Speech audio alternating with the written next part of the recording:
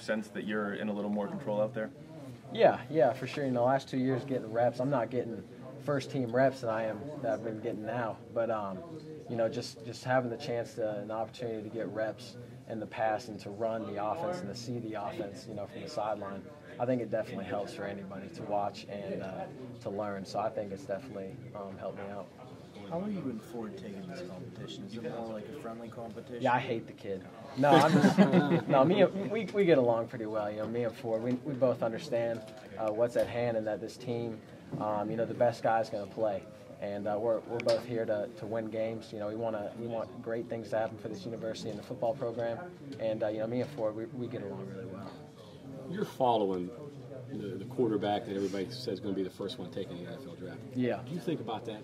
The fact that you're I do sometimes, but it's nothing that I can handle. When I came to West Virginia University, I never knew what was going to be thrown at me. But Gino is a heck of a player, but I saw him pick up his own shoes, and he's out of here now. So somebody else is going to take the reins, and I'm just working hard each and every day to do that and to do great things here at West Virginia. How about the streak of quarterbacks that they've had here? You talk about Gino, Pat White, Jarrett Brown. Yeah, Mark Bolger. We've had some good ones. So I think especially with this offense, I think there's going to be more and more names that probably pop out there for West Virginia quarterbacks. So it's a heck of an opportunity for me right now to just be competing for the job. So I'm looking forward to it, and every day, like I said, I'm just trying to get better.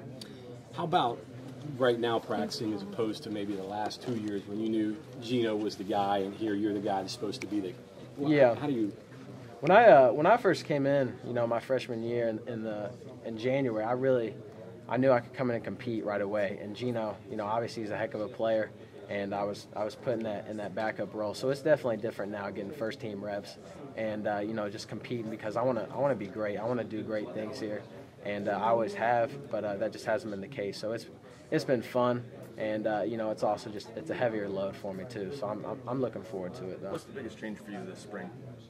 Biggest change, probably just the number of reps and the quality defense that I'm going against, and just each and every day, getting to do the same thing, going out there and competing, and all eyes are on me to get the job done. So it's been good so far. How do you like that pressure? I love it. I mean, like I said, me and Ford, we're splitting reps, so that, both of us are getting the chance to go out there and compete. And it's been a lot of fun. That's what it's all about. That's why I came here, to start games for West Virginia, and it's been good so far. You said all eyes are on you here, but nationally it isn't like it was last year. So right. Talk about that a little bit. I mean, you guys. I think it's a good thing, to be honest with you. We'll probably be picked last. We're the underdog right now, but that way you just got a chip on your shoulder. Nobody expects anything of you, but we all expect high things out of ourselves and out of this team. And that's a long ways down the road right now. We're in spring ball. We're just working each and every day. But I like being the underdog. I always kind of have been, and I enjoy it. Are you a guy that plays with a chip on his shoulder? I would say so. I mean, I know in high school a lot of recruiters, a lot of coaches told me I didn't have it, and I always wanted to prove them wrong. And I think that some of the same things are happening now. So, I like being the underdog. When you say didn't have it, what do you mean by not having it? I mean, I don't know. I've been asked this question before. I mean, some people say I don't have the strong enough arm, or I'm not tall enough, things like that. And you let the naysayers go away and you just go out and play your game.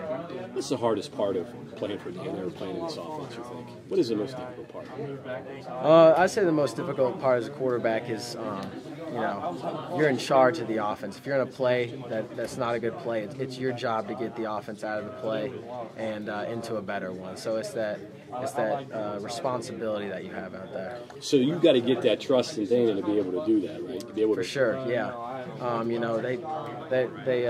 They let us check plays right now. They're letting us check plays, but if you make the wrong check, he's gonna get your ear about it. So it definitely takes a responsibility. Obviously, a lot of differences for you this spring. You mentioned the number of reps, the defense that you go against, but you're working with Shannon now, as your position coach instead of Jake. Any differences in terms of what you do, just their personalities? What's the difference between the two in terms of being a quarterback coach? Yeah, there's a little difference, Shannon, like I've said in the past, he was the guy who really recruited me to come here because he was at SFA, and, he's known me since my junior year of high school. So he was kind of the first guy. So, some things have changed, but at the end of the day, It's just, personality between Jake and Shannon. That's the only really difference. In what ways? I don't know. I mean, both guys are real laid back. They both obviously know how to coach quarterbacks. I know Shannon had a really good one at SFA, and then Jake's resume right now is pretty good. So I just say the personality that way.